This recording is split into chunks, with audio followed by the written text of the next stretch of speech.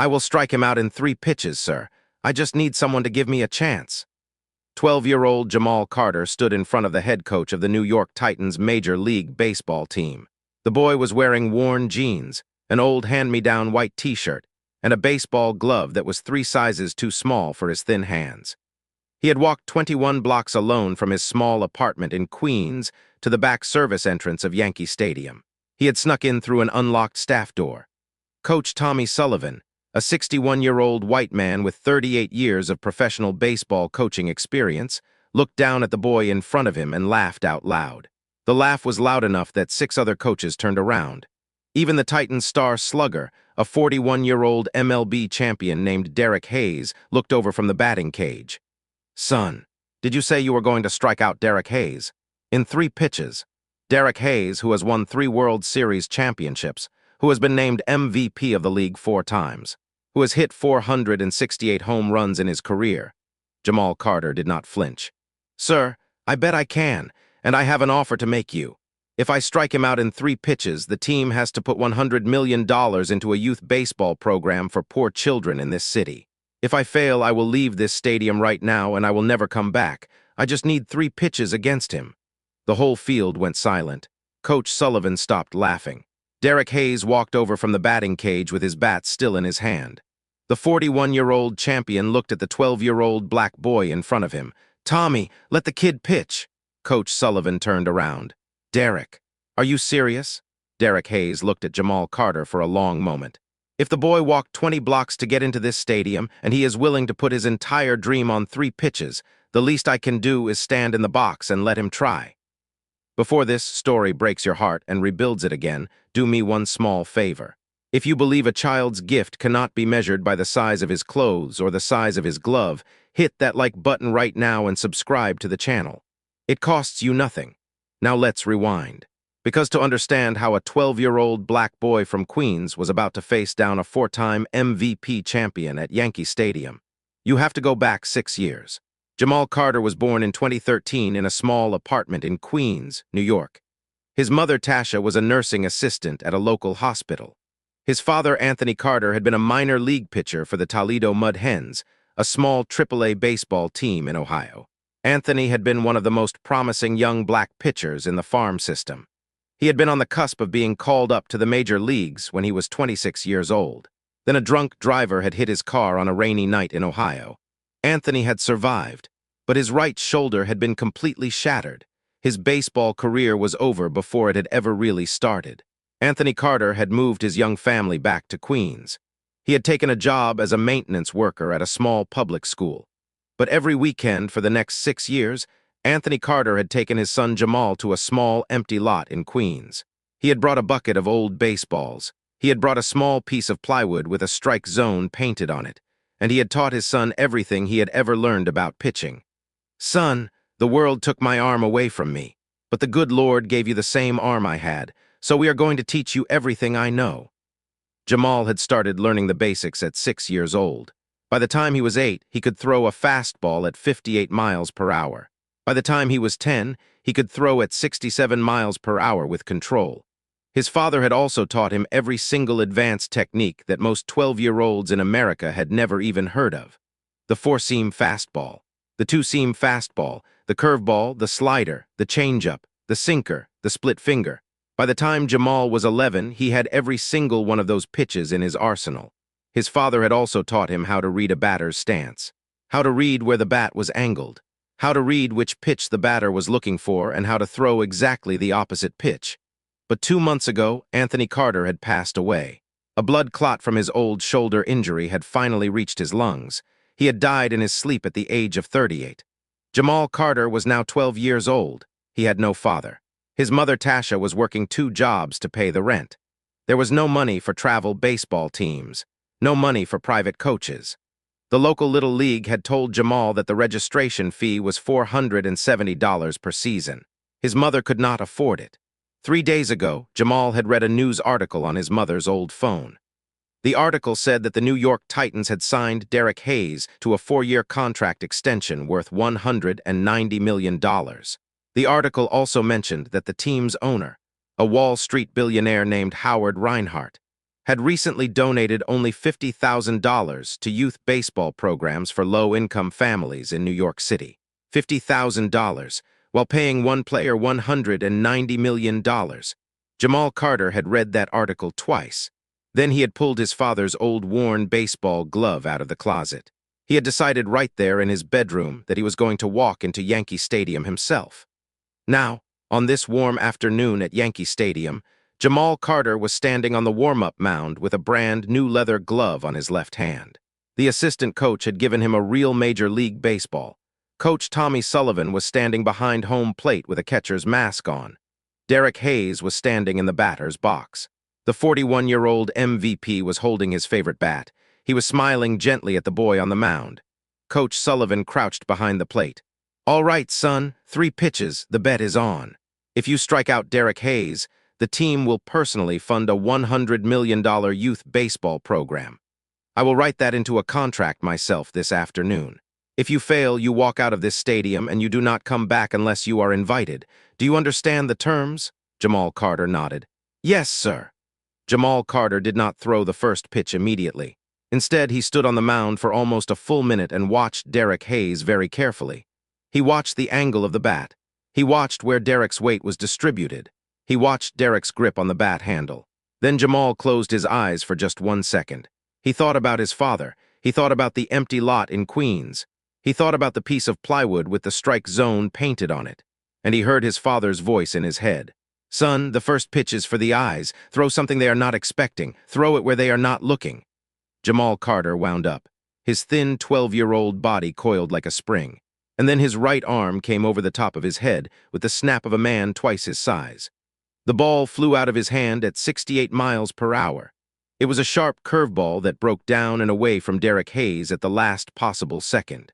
Derek had been expecting a fastball from a kid. He had loaded up his swing for a fastball.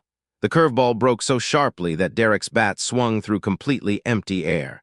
The ball landed in Coach Sullivan's catcher's glove with a hard pop. Strike 1. The whole field had gone completely silent. Derek Hayes stepped out of the batter's box. He looked at Jamal Carter on the mound. The smile was gone from his face now. It had been replaced by something else. Curiosity, real curiosity. He stepped back into the box. He tapped his bat against the plate again. He nodded slowly at the boy. "Okay, son. Show me another one." Jamal Carter heard his father's voice again. "Son, the second pitch is for the heart. They will be ready for the breaking ball this time, so you give them what they actually want. But you put it where they cannot reach it." Jamal wound up again, his thin body coiled. His arm came over the top. He threw a 4-seam fastball this time, 69 miles per hour. But the pitch was placed exactly on the outside corner of the strike zone at the very bottom of Derek's wheelhouse. Derek Hayes had been ready for another curveball. He swung at the fastball half a second late. His bat just barely clipped the bottom of the ball. The ball dribbled foul into the seats. But it was a strike. Strike 2. Coach Sullivan stood up from his catcher's crouch. He took off his catcher's mask. He looked at Jamal Carter for a long moment. He did not say a single word. He just put the catcher's mask back on and crouched down again. Derek Hayes stepped out of the batter's box one more time. He walked halfway toward the mound. He looked at the 12-year-old black boy in front of him. The 4-time MVP champion spoke quietly so that only Jamal could hear him. "Son, where did you learn to pitch like that?" Jamal Carter looked at the older man. "My father taught me, sir. He passed away 2 months ago. He was a pitcher in the minor leagues with the Toledo Mud Hens. His name was Anthony Carter." Derek Hayes went very still. He had played minor league baseball himself in the same farm system 15 years before he had been called up to the majors. He remembered the name Anthony Carter. He had seen Anthony pitch in 2008. He had thought at the time that Anthony was about to be one of the great young black pitchers of his generation. Then the car accident had happened. Derek Hayes had not heard the name Anthony Carter in 17 years. Until this exact moment, standing on the warm-up field of Yankee Stadium, across from a 12-year-old boy who was about to throw the third pitch with his father's dream riding on it. Derek Hayes nodded slowly. He walked back to the batter's box. He stepped in. He tapped his bat, but this time his stance was different. He was not playing around anymore. He was a 4-time MVP champion now. He was standing in the box the way he stood in the World Series. He was going to swing for real. Jamal Carter saw the change in Derek's stance. He smiled very small because he had been waiting for this moment for 6 years. His father's voice came one more time, the clearest it had ever been in his head. "Son, the third pitch is for the soul. They are ready for everything now, so you give them the one thing they cannot prepare for. You give them what nobody else has ever given them before." Jamal Carter wound up for the third time. His thin body coiled like a spring one more time. His arm came over the top. He threw a pitch his father had been working on with him for the last 2 years. The pitch nobody else taught children, the split-finger fastball, 66 miles per hour out of the hand. The pitch came in straight and hard, looking like it was going to be a fastball right down the middle. Derek Hayes loaded up his entire body. He swung as hard as he had ever swung in his life. But at the last possible 6 inches before the plate, the split-finger ball dropped almost a foot straight down. The bat swung high through empty air. The ball hit the dirt in front of Coach Sullivan and bounced up into his catcher's glove.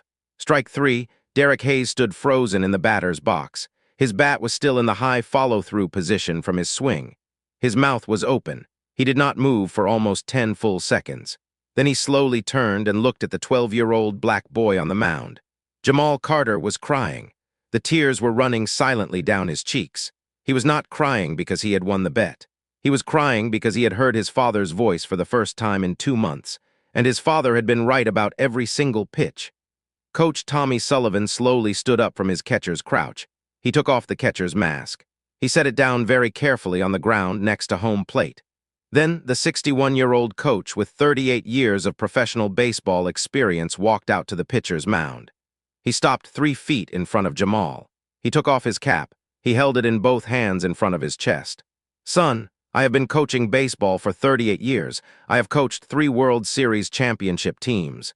And I have never in all that time seen a 12-year-old child throw a split-finger fastball with that much movement on the third pitch of an at-bat. Not once. Not ever. Your father taught you well, son.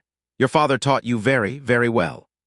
Within 72 hours, the entire field cell phone footage from a Titans assistant coach who had been quietly recording the at-bat had been released to every major sports network in the country.